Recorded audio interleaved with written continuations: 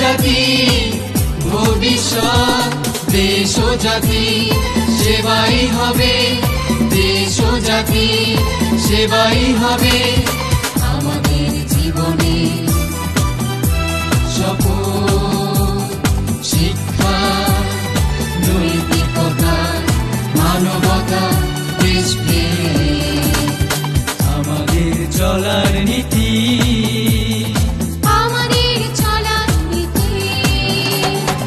এটাই Majid Zarina foundation school কলেজে মূলনীতি। বিসমিল্লাহির রহমানির রহিম। দশম শ্রেণীর প্রিয় শিক্ষার্থীরা, আশা করি সবাই ভালো আছো। প্রথমে তোমাদেরকে মাহে রমজানের শুভেচ্ছা জানাচ্ছি, সেই সাথে অনলাইন ক্লাসেও সবাইকে স্বাগতম জানাচ্ছি। স্বাগতম জানাচ্ছি আমি হামিদ শিকদার, প্রভাষক, ইতিহাস বিভাগ, Majid Zarina foundation school and college, Shariatpur. প্রিয় শিক্ষার্থীরা, তবে চলো জেনে নেওয়া যাক আজকের পাঠ পরিচিতি। শ্রেণী দশম, বিষয় বাংলাদেশের ইতিহাস ও বিশ্ব সভ্যতা, অধ্যায় নবম এবং দশম।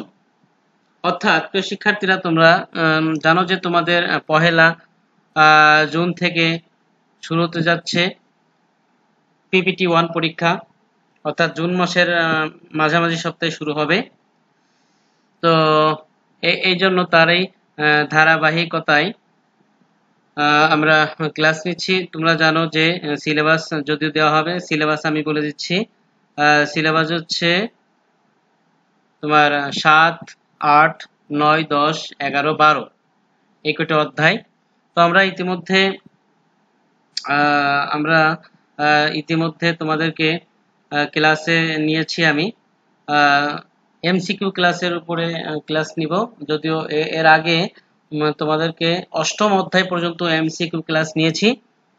আজকে দুইটা অধ্যায় একসাথে নিব, নবম এবং দশমতম অধ্যায়। কেননা আমাদের সিলেবাস বেশি, যার কারণে দুইটা অধ্যায় করে এমসিকিউ শেষ করব। আবার এমসিকিউ শেষ করার পরে আবার সৃজনশীল কোশ্চেন তোমাদেরকে সৃজনশীল আকারে লেকচার দিতে হবে। যদিও সৃজনশীল আকারে লেকচারগুলো ক্লাসে অর্থাৎ শ্রেণীকক্ষে তোমরা অষ্টম অধ্যায় পর্যন্ত, নবম অধ্যায় পর্যন্ত তোমরা পড়িয়েছো বা আমি পড়িয়েছিলাম, তোমরা পড়েছো। দশম অধ্যায় থেকে আমরা হচ্ছে সৃজনশীল আকারে লেকচারগুলো দিব। কিন্তু তার আগে আমি এমসিকিউ গুরুত্বপূর্ণ বিষয়, এমসিকিউ ভালো নাম্বার পেলে ভালো রেজাল্ট করা যায়, এই জন্য আমি এমসিকিউ গুলোকে শেষ করব। তো এই জন্য প্রথম দুইটা অধ্যায় একসাথে শেষ করব। এই জন্য নবম ও দশম অধ্যায় আজকে একসাথে। তো চলো আজকে আমরা নবম এবং দশম অধ্যায় সৃজনশীল আকারে কোশ্চেন আলোচনা করি। চলো দেখা যাক। আজকে দেখতে পাচ্ছ যে বিষয়ক্রম অনুযায়ী প্রশ্ন উত্তর পর্ব, অর্থাৎ নবম অধ্যায়। এটা হচ্ছে নবম অধ্যায়। প্রথমে পাঠ, বিভিন্ন পাঠ থেকে গুরুত্বপূর্ণ 10টা করে কোশ্চেন তুলে দেওয়া হলো। ভূমিকা, এরপর প্রতিরোধ আন্দোলন অর্থাৎ ফকির সন্ন্যাসী আন্দোলন, পাঠ্য বই পৃষ্ঠা 111, এখান থেকে 10টা গুরুত্বপূর্ণ কোশ্চেন। ফকির সন্ন্যাসী আন্দোলন এটা 15 শতকের শেষ দিকে হয়েছিল। তো ফকিরদের নেতা ছিলেন ভবানী, ফকির মজনু শাহ, আর সন্ন্যাসীদের নেতা ছিলেন ভবানী পাঠক। প্রকৃতিগত দিক থেকে ফকির সন্ন্যাসী আন্দোলন ছিল এটা ব্রিটিশ বিরোধী আন্দোলন। বক্সারের যুদ্ধে ফকির সন্ন্যাসীরা যুদ্ধ করে মীর কাসিমের পক্ষে। এরপর তিতুমিরের সংগ্রাম, পাঠ্য বই পৃষ্ঠা 112।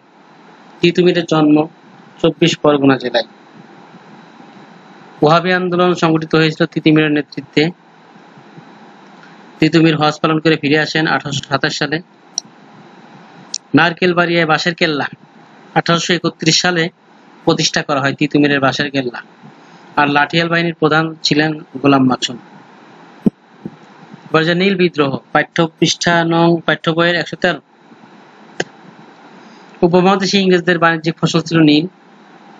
বাংলাদেশে নীল চাষের শুরু হয় 1770 থেকে 1880 সালের মধ্যে। নীল চাষিরা প্রচন্ড বিদ্রোহ ফেটে পড়েন 1859 সালে। নীল দর্পণ নাটকটি লেখেন দীনবন্ধু মিত্র। ব্রিটিশ সরকার ইন্ডিগো কমিশন গঠন করে 1861 সালে। নীল চাষ বন্ধ হয়ে যায় 1892 সালে। ফরাইজি আন্দোলন, পাঠ্য বই পৃষ্ঠা 114। হাজী শরীয়তুল্লাহর জন্ম 1782 সালে। জন্মগ্রহণ করেন মাদারীপুর জেলায়।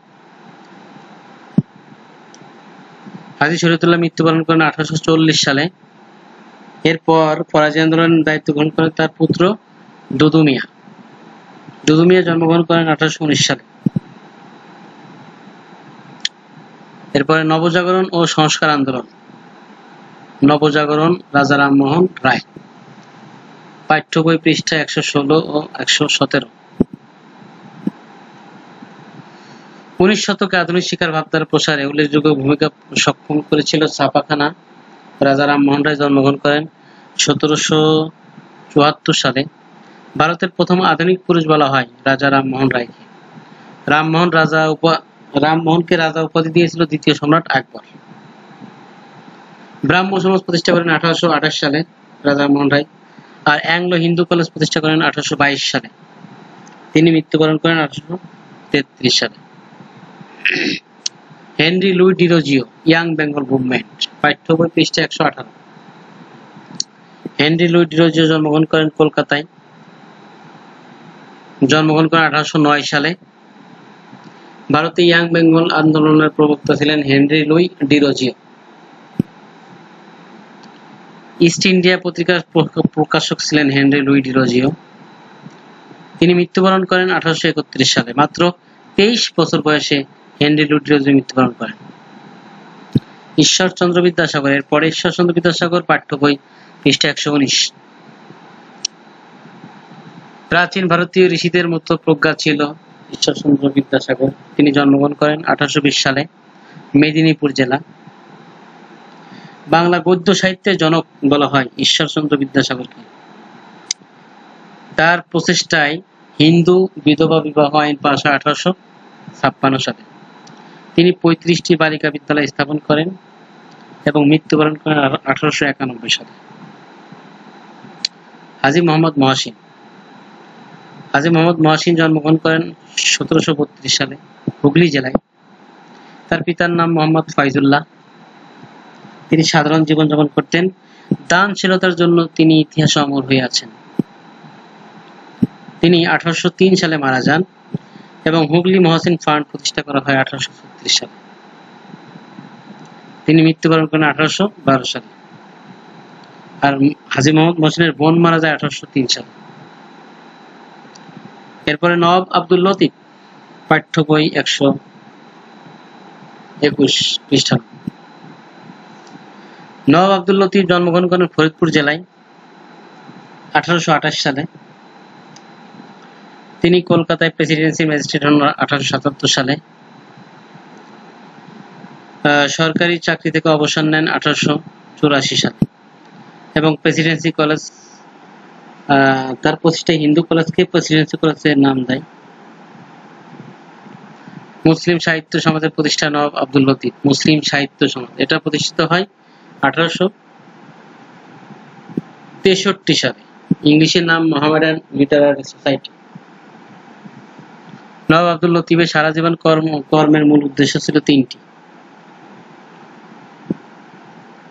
সৈয়দ আমির আলী,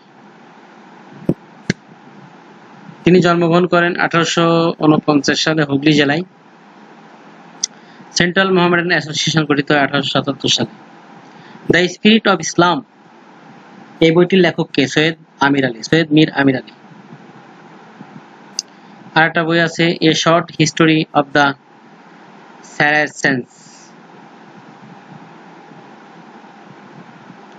এরপর বেগম রোকেয়া। বেগম রোকেয়া জন্মগ্রহণ করেন 1880 সালে রংপুর জেলার পায়রাবন্দ গ্রামে। তার পরিচিত গ্রন্থ ছিল অবরোধবাসিনী, পদ্মরাগ, মতিচুর ইত্যাদি। নারী জাগরণের অগ্রদূত বলা হয় বেগম রোকেয়াকে। আঞ্জুমান খাওয়াতিনে ইসলাম এটা প্রতিষ্ঠা করেন বেগম রোকেয়া। তিনি মৃত্যুবরণ করেন 1932 সালে। এরপর প্রশ্ন উত্তর সম্পর্কিত আরো গুরুত্বপূর্ণ তথ্য, যেমন রাজা রামমোহন রায় 1774 সালে জন্ম, বেদান্ত সূত্র অনুবাদ করেন রাজা রামমোহন রায়। মিরাতুল আখবার এবং ব্রাহ্মণিকাল পত্রিকার প্রকাশক ছিলেন তিনি। এরপরে বাংলা সাহিত্যের অন্যতম ব্যক্তিত্ব, বাংলা সনেটের উদ্ভাবক ছিলেন মাইকেল মধুসূদন দত্ত। ফরাজি আন্দোলনের নেতা হাজী শরীয়তুল্লাহ। আরো কিছু প্রশ্ন। ফরাজি শব্দ এসেছে আরবি ফরজ থেকে। আরবি অর্থ ফরজ, অবশ্য কর্তব্য পালনীয়। তিনি জন্মগ্রহণ করেন 1782 সালে হাজী শরীয়তুল্লাহ। এরপরে চলে যাব 10তম অধ্যায়। 10তম অধ্যায় বিষয়ক্রম অনুযায়ী প্রশ্ন ও উত্তর পর্ব। ভূমিকা। এরপর 1857 সালের স্বাধীনতা সংগ্রাম। পাঠ্য বই পৃষ্ঠা 126। বাংলার কৃষকরা বিদ্রোহী হয়ে ওঠে পলাশী যুদ্ধের পর থেকেই। এরপর সিপাহী বিদ্রোহের প্রত্যক্ষ কারণ ছিল সিপাহীদের ধর্মীয় অনুভূতিতে আঘাত। ভারতের প্রথম স্বাধীনতা সংগ্রাম বলা হয় 1857 সালে। আর এই সিপাহী বিদ্রোহের সূচনা করেন মঙ্গল পান্ডে নামে এক ব্যক্তি। সিপাহী বিদ্রোহ অবসান ঘটে 1857 সালের জুলাই মাসে। আর এই সিপাহী বিদ্রোহের ফলে কোম্পানি শাসনের অবসান হয়। সিপাহী বিদ্রোহের সময় দিল্লি সম্রাট ছিলেন দ্বিতীয় বাহাদুর শাহ। আর মুঘল সম্রাট দ্বিতীয় বাহাদুর শাহকে রেঙ্গুনে নির্বাসিত করেন। রেঙ্গুন। বঙ্গভঙ্গ 1905 সালে বঙ্গভঙ্গ করা হয় আর রদ করা হয় 1911 সালে। স্বদেশী আন্দোলন। সব মিলিয়ে 10টা কোশ্চেন। বঙ্গভঙ্গ সংগঠিত 1905 সালে। এটা ঘোষণা করেন লর্ড কার্জন। মুসলিম লীগ প্রতিষ্ঠিত হয় 1906 সালে। আর এই বঙ্গভঙ্গ শেষ পর্যন্ত রূপ নেয় স্বদেশী আন্দোলন। স্বদেশী আন্দোলনের মূল কর্মসূচি ছিল দুইটি: খিলাফত ও অসহযোগ আন্দোলন। খিলাফত আন্দোলন সংগঠিত হয় তুরস্কের অবস্থার প্রেক্ষিতে। সেভারসেস চুক্তি স্বাক্ষরিত হয় 1920 সালে।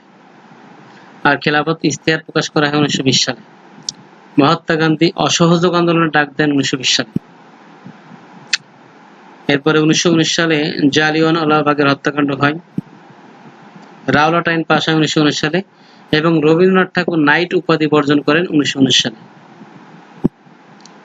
বাংলা সশস্ত্র বিপ্লবী আন্দোলন 1911 থেকে 1930 সালের মধ্যে এবং ব্যর্থতার কারণ। সশস্ত্র বিপ্লবী আন্দোলনের আত্মপ্রকাশ করে 1908 সালে এবং শেষ হয় 1930 সালে। মহাত্মা গান্ধী আইন অমান্য আন্দোলন শুরু করেন 1930 সালে। মাস্টারদা সূর্য সেন জন্মগ্রহণ করেন চট্টগ্রাম জেলায়।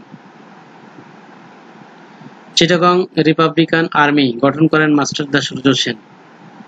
ব্রিটিশ বিরোধী সশস্ত্র আন্দোলনের নেত্রী ছিলেন প্রীতিলতা ওয়াদ্দেদার। স্বরাজ ও বেঙ্গল প্যাক্ট। মহাত্মা গান্ধী অসহযোগ আন্দোলন প্রত্যাহার করেন 1922 সালে। স্বরাজ দলের সভাপতি ছিলেন চিত্তরঞ্জন দাস। চিত্তরঞ্জন দাস ছিলেন উদার মনোভাবাপন্ন একজন লোক। বেঙ্গল প্যাক্ট অথবা বাংলা প্যাক্ট স্বাক্ষরিত হয় 1923 সালে। স্বরাজ দলের অন্যতম প্রকৃতি ছিল অসাম্প্রদায়িক চেতনা। কলকাতায় হিন্দু মুসলিম দাঙ্গা হয় 1926 সালে। লাহোর প্রস্তাব পটভূমি, প্রধান ধারা, গুরুত্ব। লাহোর প্রস্তাব 1940 সালের 23 মার্চ প্রস্তাবিত করা হয়। লাহোর প্রস্তাব করেন একে ফজলুল হক। মোহাম্মদ আলী 14 দফা উত্থাপন করেন 1929 সালে। নেহেরু রিপোর্ট পেশ হয় 1928 সালে। লাহোর প্রস্তাব গৃহীত হয় 1923 সালে 23 মার্চ। 40 সালে 23 মার্চ উত্থাপন করেন শেরেবাংলা একে ফজলুল হক। বিভাগ পূর্ব বাংলার রাজনীতি, অখণ্ড বাংলার উদ্যোগ।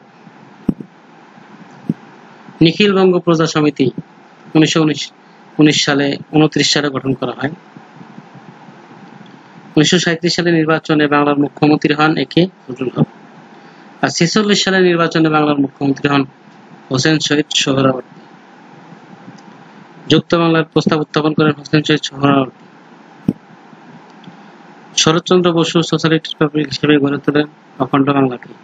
আর বসু সোহরাওয়ার্দী চুক্তি হয় 1947 সালে। ব্রিটিশ শাসন অবসান, ভারত পাকিস্তান রাষ্ট্রের উদ্বোধন। 1942 সালের ক্রিপ্স মিশনের প্রস্তাব হয়। ভারত ছাড় আন্দোলন 1942 সালে সংগঠিত হয়। এরপর 1946 সালে সাধারণ নির্বাচনের ঘোষণা দেয় ব্রিটিশ প্রধানমন্ত্রী অ্যাটলি। আর ভারত স্বাধীনতা আইন প্রণয়ন করা হয় 1947 সালের 18 জুলাই। প্রশ্ন উত্তর সম্পর্কিত আরো কিছু তথ্য, যেমন বঙ্গভঙ্গ পরিকল্পনা করা হয় 3 সালে, 5 সালে পাস হয়। পূর্ববঙ্গের রাজধানী হয় ঢাকা, রদ করা হয় 1911 সালে।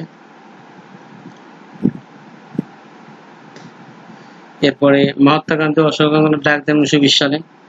ভারত ছাড় আন্দোলন মহাত্মা গান্ধীর ডাকে হয়। সবাইকে ধন্যবাদ জানিয়ে আজকের ক্লাস সমাপ্ত করছি। আল্লাহ হাফেজ।